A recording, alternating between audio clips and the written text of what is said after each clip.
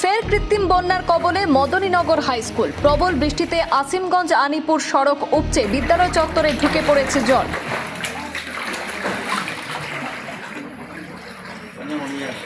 Office কক্ষ সহ একাধিক শ্রেণীকক্ষ জলমগ্ন হয়, ব্যাহত হয়েছে স্বাভাবিক পঠন পাঠন। নিকাশি নালা বন্ধ থাকায় বারবার এই জলাবদ্ধতার অভিযোগ উঠেছে। আগের বারের মতো এবারও সাফাই কাজে হাত লাগিয়েছেন শিক্ষক এবং ছাত্রছাত্রীরা। কৃত্রিম এই ভোগান্তির স্থায়ী সমাধান চেয়ে জেলা প্রশাসনের দ্রুত হস্তক্ষেপ দাবি।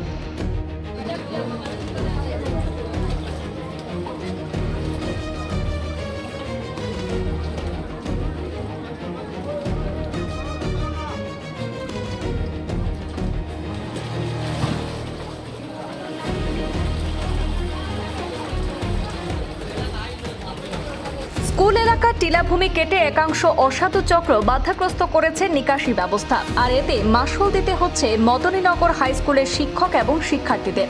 বছরের শুরুর দিকে একবার জমা জলের কৃত্রিম বন্যার কবলে পড়েছিল জেলার বহু নামী প্রতিষ্ঠানটি। এবার দ্বিতীয়বার একই পরিণতিতে পড়ে রীতিমতো অ্যাস্তন্যস্ত অবস্থা হয়েছে। অভিযোগে জানা যায়, গতকাল রাতের প্রবল বর্ষণে আসিমগঞ্জ আনিপুর সড়ক উপচে জল প্রবেশ করেছে মদনীনগর হাই স্কুলটি পুনরায় সম্পূর্ণভাবে প্লাবিত হয়ে গেছে। আজ সকালে বিদ্যালয়ে গিয়ে দেখা যায় যে অফিস কক্ষ সহ প্রায় সমস্ত শ্রেণীকক্ষই জলের দখলে রয়েছে। ফলে স্বাভাবিক পাঠদান কার্যক্রম ব্যাহত হয়েছে এবং শিক্ষার্থীদের মূল্যবান শিক্ষা সময়ও নষ্ট হয়েছে।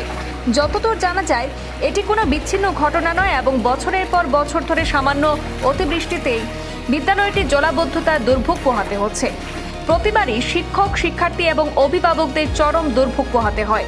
বিদ্যালয়ের নথিপত্র, আসবাবপত্র এবং শিক্ষা উপকরণ ক্ষতির মুখে পড়েছে, আর সবচেয়ে বেশি ক্ষতি হয়েছে শিক্ষার্থীদের ভবিষ্যতের। প্রতিবারের মতো এবারও শিক্ষক মণ্ডলী নিজেদের দায়িত্ববোধ থেকে বিদ্যালয় পরিষ্কার পরিচ্ছন্ন করার কাজে নেমে পড়েছেন। কিন্তু একটি শিক্ষা প্রতিষ্ঠানের ভাগ্য কি শুধুই শিক্ষকদের অক্লান্ত পরিশ্রমের উপরই নির্ভর করবে? স্কুলের এই দুরবস্থার কি কোনো দায়ভার নেই বিভাগীয় কর্তৃপক্ষ বা জেলা প্রশাসন এবং মন্ত্রী বিধায়কদের? এই প্রশ্ন বেশ জোরালো হয়ে উঠেছে।